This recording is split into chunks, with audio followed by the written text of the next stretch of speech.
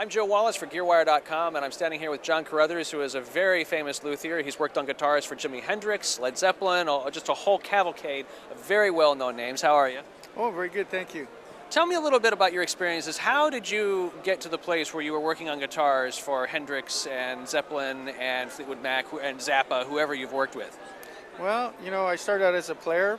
When I was younger, I moved down here from Canada, and I got more interested in working on them than playing them. I found that I wasn't quite as good a player as a lot of the other ones around, so I found a little niche, and that was working on them. So I was kind of a pioneer at the time. There weren't a lot of people that did that, and so I started writing a column for Guitar Player magazine called Guitar Workshop, and then some of the manufacturers and stuff approached me and asked me if I would help them with some of their design work, and so I got involved with companies like Fender, Yamaha, Ibanez, Martin, and people like that, and the rest was history. And so now I do freelance consulting for a lot of different companies, and I help design a lot of products.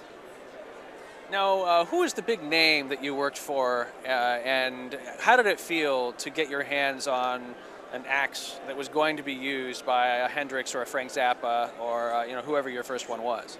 Well, you know, it's prestigious to be able to do work for these type of players, but I feel the same way when I work for the average guy that comes in off the street. So that part isn't as significant to me as the quality of the work and the job itself. And I've always sort of maintained that standard. I think a lot of professionals sort of like it when they don't get barraged by people or sort of treated differently. They sort of have a different respect. I have a respect for them, and they have a respect for me.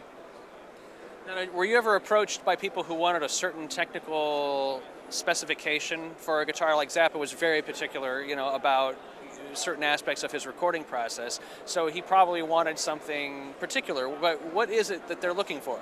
Well, a lot of times it's feel things, how well, say, the fretwork's done, how well their guitar stays in tune. Sometimes it has to do with sound choices, like different electronics or pickups, preamps and things like that. So you sort of develop a wide knowledge of all the different things that are available, and then you can make suggestions to players and let them try them and see what works for them. Now, Hendrix is getting a big resurgence right now. There's a lot of reissue pedals. People are recreating the old Hendrix pedals. And what was it like working on his guitars?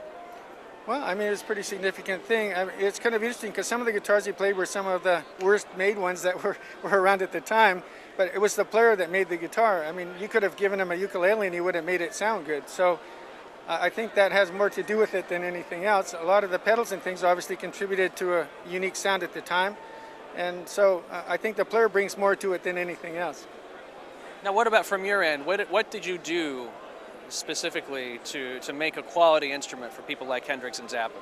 Well, the important thing is playability and staying in tune. So if you make the guitar so it plays well, sounds good, and stays in tune, those are the main things. And then after that, the cosmetics come next. So it's sort of form follows function. So how do you do it to make something that plays well and to stay in tune without giving away any trade secrets, obviously, but what do you do in your bag of tricks that creates a playable guitar that stays in tune according to your standards? Well, I like guitars to be very lightweight, for one thing. Most guitars are too heavy, and it's very uncomfortable for the players, and it doesn't really contribute to the sound character. It makes guitars sound thin. If you have guitars that are lighter in weight, they have more resonant quality, and they sustain and have a warmer and fuller sound. Other things are balance factors, how well it bounces when you're sitting down, how well it bounces when you're standing up. There's some other considerations like access to the higher frets, the frets themselves, how well they're done, if the guitar is properly intonated, and the selection of the woods and the materials and then the workmanship that goes into it is really what makes it all come together.